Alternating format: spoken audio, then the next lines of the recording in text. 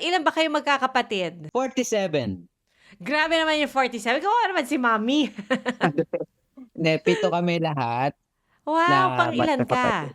Panganay ako. So, ang tawag nila sa'yo, kuya? Yes. Kuya Empoy? Empoy ba talagang tawag sa'yo sa bahay? Actually, palayaw ko talaga siya, Miss P.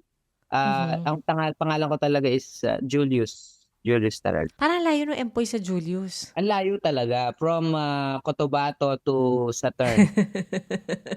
Sino nagbansag sa'yo na Empoy, taga Saturn?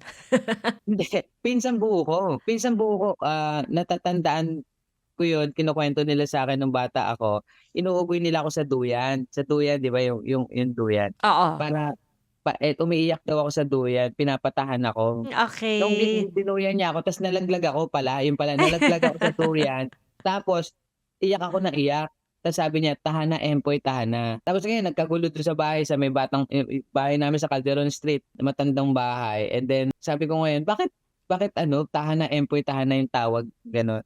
Nung pala nung time na yun, may movie si Sir Nino Mulak na Mhm. ang title is Tahan na Empoy, Tahan na. Mula noon, Empoy na talagang tawag sa'yo ng lahat? Yes, mula Okey. nung bata pa ako.